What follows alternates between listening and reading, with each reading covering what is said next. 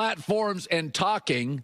And he's on with Dan Patrick last week. I think this is late last week. Here's Russell Wilson and opened up a whole Seattle can of worms.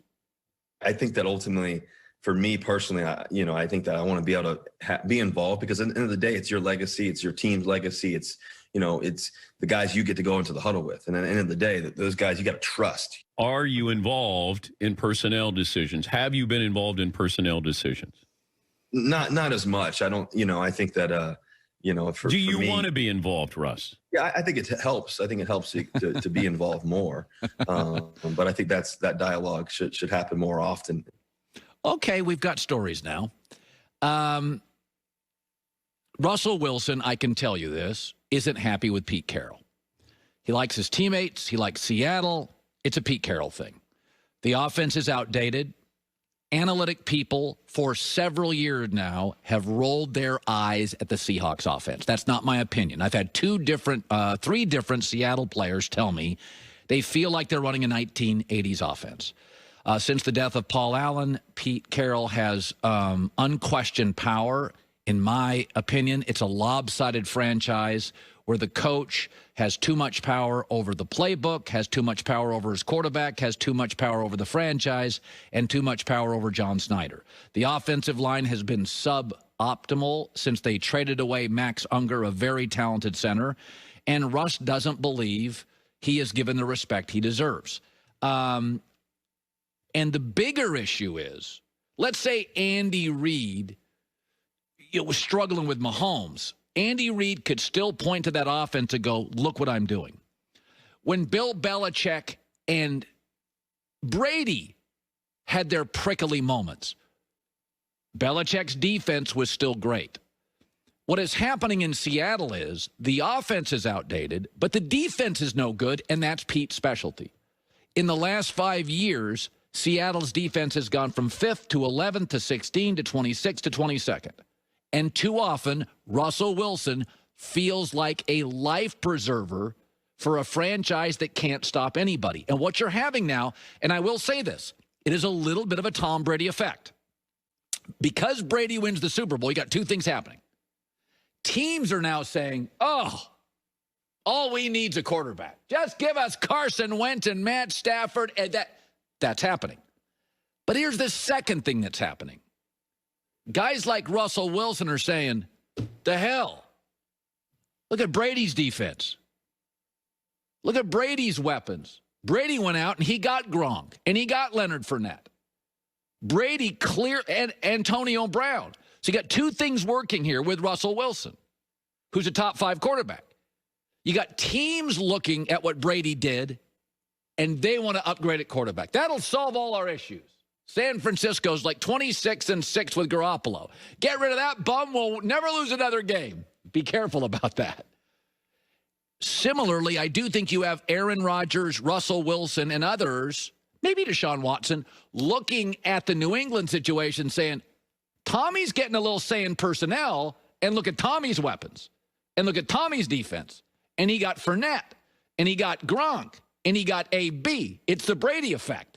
And I think a little bit of that is happening with Russell Wilson, who feels like, listen, man, I don't get any say on personnel. I don't get any say on the playbook. I don't get any say on anything. Did you guys just see what happened in Tampa? I think a lot of this, I think the timing is interesting. It happens after Brady wins a Super Bowl.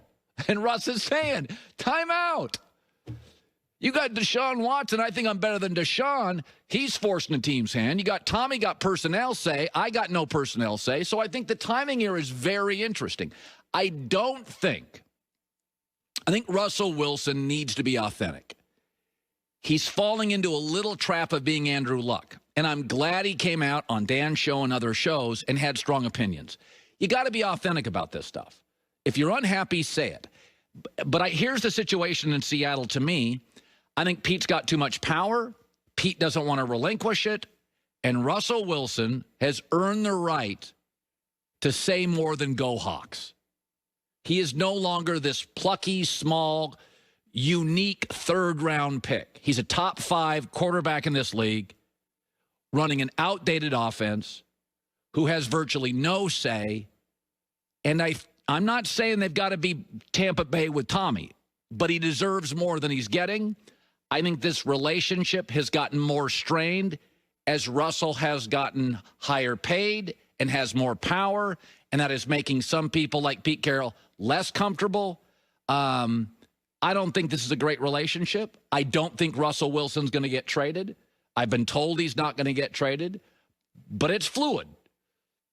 It's imperfect. It's turbulent. It's not great. But I'll go back to this, and I really believe it. Why now?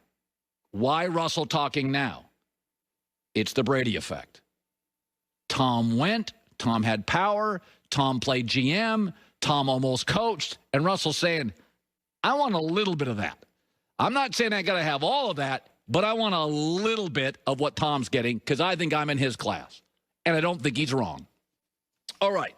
So Colin right, Colin wrong, top of next hour. J.J. Watt.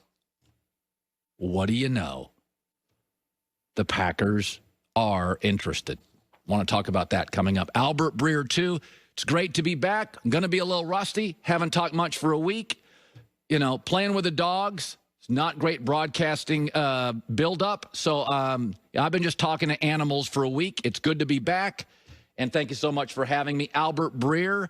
Also, Jordan Palmer. Trevor Lawrence had his pro day last Friday. He's going to come on. We're going to talk about that. What's the difference between a Mercedes-AMG skeptic and a Mercedes-AMG believer? A split second, all it takes. The time it takes to get inside an AMG for the first time to fire up the ignition. Step on the gas, hear that gutsy engine roar. The time it takes for the magic to happen, for the penny to drop, for the lifelong love affair to begin. 1 second, you're sitting in that thing. Yeah, you couldn't get me to be behind the wheel of a 630 horsepower four-door coupe. Split second later, I don't ever want to get out.